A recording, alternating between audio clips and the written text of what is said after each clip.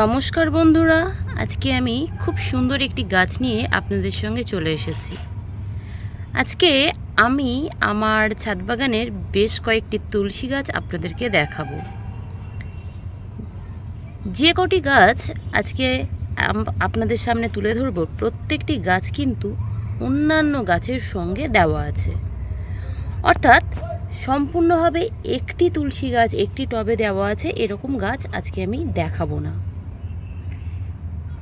তো কিভাবে চাষ করছি এত তুলসী গাছ, কেনই বা করছি, আর তুলসী গাছ নিয়ে কি কি চিন্তা ভাবনা আছে সমস্ত কিছু তুলে ধরব।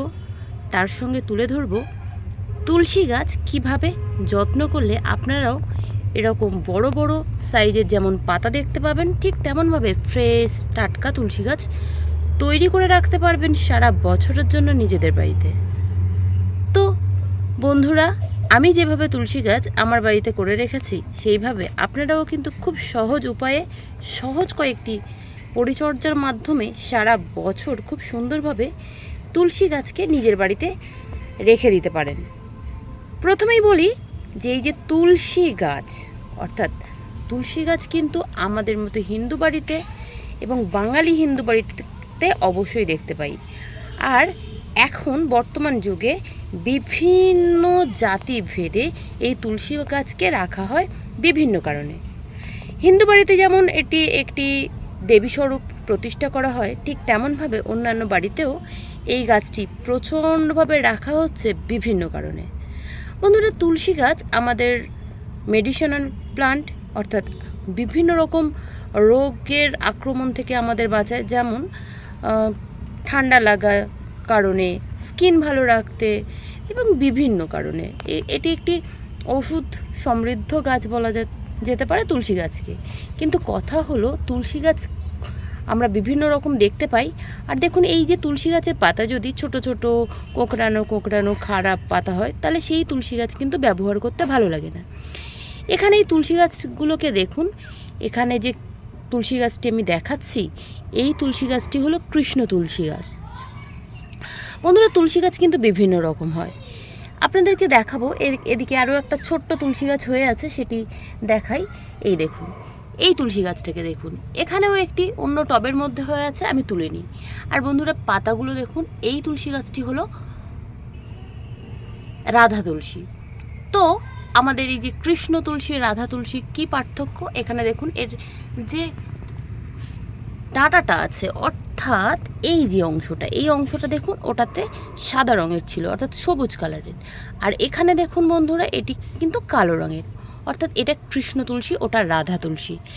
এছাড়াও বিভিন্ন রকম তুলসী গাছ দেখতে পাই আমরা, বাবু তুলসী দেখতে পাই, রাম তুলসী দেখতে পাই, আরও বিভিন্ন রকম হতে পারে যেগুলো আমার জানা নেই। কিন্তু আমি 4 থেকে 5 রকম তুলসী গাছ দেখেছি, যেটা খুবই সহজে করা যায়। বাবু তুলসীর তো প্রচণ্ড একটা সুন্দর গন্ধ থাকে, যদিও এই যে তুলসী গাছগুলোর এদেরও গন্ধ থাকে, কিন্তু একটু অন্যরকম। আর বাবু তুলসীর গাছের যে গন্ধটা, সেটা আরও তীক্ষ্ণ গন্ধ। এইবার দেখুন গাছটা কোন গাছের নিচে আছে। বন্ধুরা, এখানে যে তুলসী গাছটি আছে, এটি একটি সাদা চন্দন গাছ আছে। সেই সাদা চন্দন গাছের নিচে আমার তুলসী গাছটা করা আছে।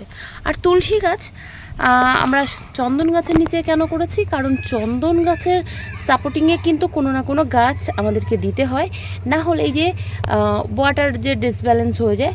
তো চন্দন গাছের গোড়া যখনই দেখবেন আপনার বাড়িতে চন্দন গাছ করবেন, দেখবেন বা নিয়ে আসবেন, ওই গাছের গোড়ায় অন্য যে কোনো গাছ দেওয়া থাকে, বিশেষত তুলসী গাছটা বেশি দেওয়া থাকে।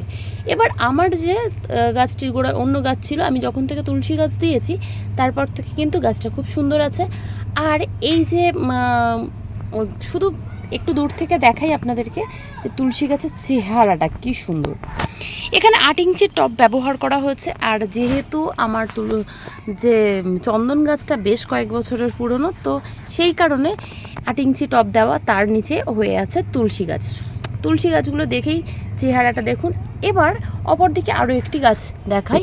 বন্ধুরা, এখানেও দেখুন, এই গাছটিকে আগে দেখাই। এটি হলো একটি লাল চন্দন গাছ, আর তার গোড়ায়ও দেওয়া আছে তুলসী গাছ। শুধু গাছের চেহারাটা দেখুন। এইবার এই যে গাছের থেকে এটি একটু নূতন গাছ, এটি একটু পুরনো গাছ।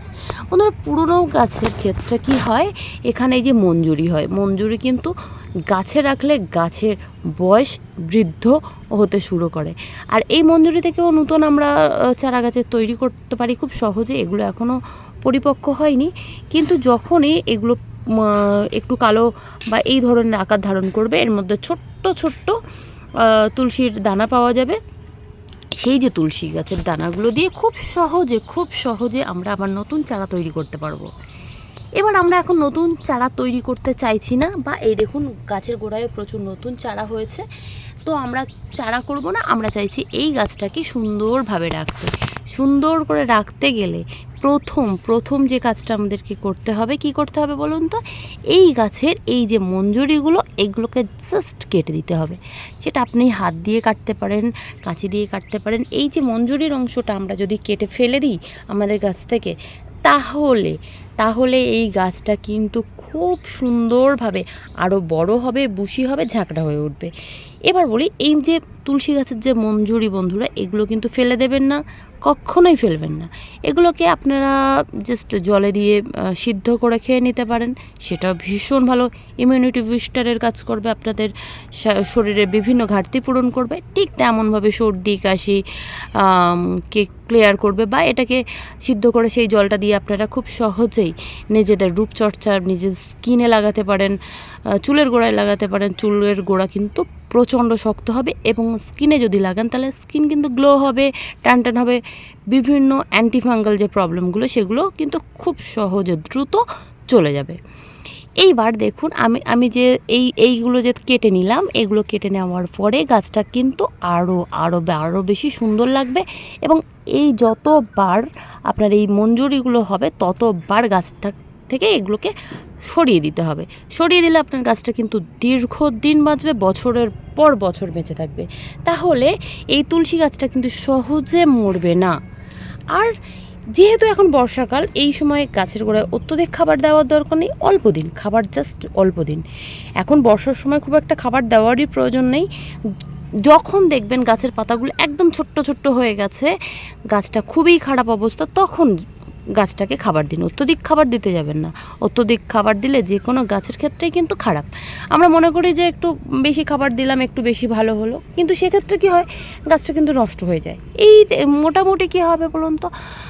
যে কোনো গাছের গোড়ায়, যখন আমরা তুলসী গাছের গোড়ায় বিভিন্ন দুমদাম কোনো খাবার দিতে পারি না, তো সেক্ষেত্রে আমরা কিন্তু খুব ভালো যেটা হয় সেটা হলো খোল পচার জল, বা এই যে এখন বর্ষার সময় আপনি যদি খোল পচা জল না দিতে পারেন, তাহলে খোলটাকে গুঁড়ো করে নিয়ে ছোট্ট চামচের 1 চামচ দিয়ে দিতে পারেন এই সাইড দিয়ে, টবের সাইড বরাবর। তাহলে দেখবেন আপনার গাছটা কিন্তু খুব সুন্দর হয়ে যাবে। আরও একটি গাছ আমার বাগানে দেখাই, তুলসী গাছ, সেটাও অন্য একটা টবে আছে। এই দেখুন, এইখানের গাছটাকে দেখুন।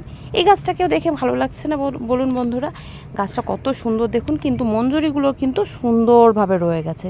এই মঞ্জুরি কিন্তু কখনোই গাছের ক্ষেত্রে ভালো না। অর্থাৎ গাছটাকে আমি যদি দীর্ঘদিন বাঁচিয়ে রাখতে পারি, বা এই গাছটাকে বাঁচিয়ে রাখতে চাই, তো সেক্ষেত্রে কী করতে হবে? আমার মঞ্জুরিগুলোকে কেটে দিতে হবে।